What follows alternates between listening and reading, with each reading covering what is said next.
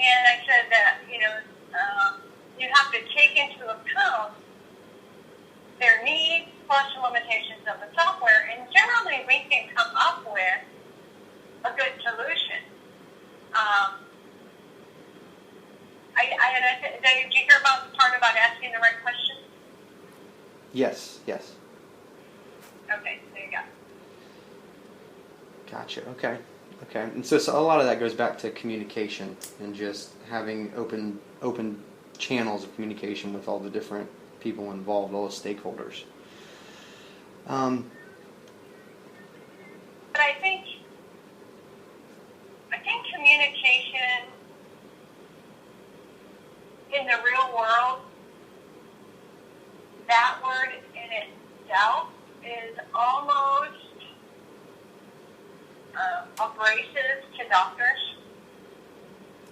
Because I think that they think when you say communication, it means you're telling me something.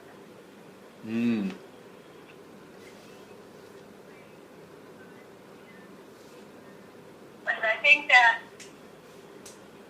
today in medicine, everything is happening so quickly, and I believe this is just what I have seen over time.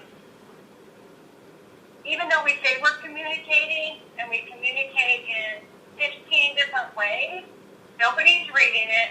Nobody thinks that you're really communicating. It's like, well, have you read the blog? Have you put it out there? Well, I got to go find that blog, and I got to read it. And when am I going to do that? Because I'm doing this, and this. And I think in our technology world that we're losing true communication. There's lots of ideas being thrown out, but people aren't grasping the ideas. They're not processing the ideas. They're not replying to the ideas. And I think we're not completely communicating. I can't tell you how many times people want to solve a problem with email. And I have this rule, and I'm sure they hate it. If it takes more than 3 emails, we need to talk about it. And I'm constantly saying, I'm not responding to any more emails. We're up to 25. We have to meet. And because you just cannot get the essence of what the need is and the challenge is for email. So you're bringing people, once it gets past that 3 email interaction, you want to get people in the same room to say, let's hash this out and let's get to the bottom of it before we move forward. Is that what you're doing there, or what you attempt to do? Absolutely, and you have to have all stakeholders. You can't have like 3 out of 7 because you miss vital information in the world of those other 4 people. Because it may work perfectly for the 3 that show up, but there should be something among the 4 that don't show that the decisions you've made really throws their world into a tailspin, and it's not best for the organization. So, in some ways you feel like, well, that takes too much time. No, really, it saves time. Because if you build it, test it, implement it, and then you destroy someone's workflow or income falls, then you have to meet, why did we do this?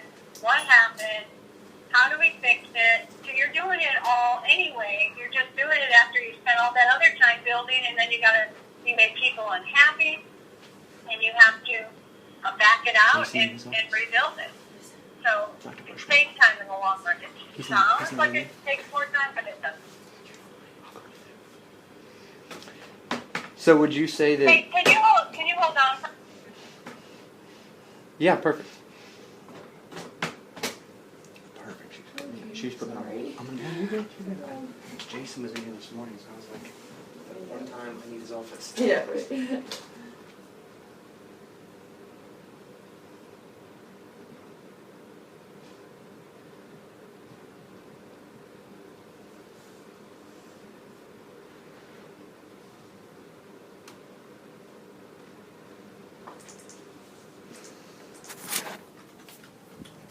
Thank you.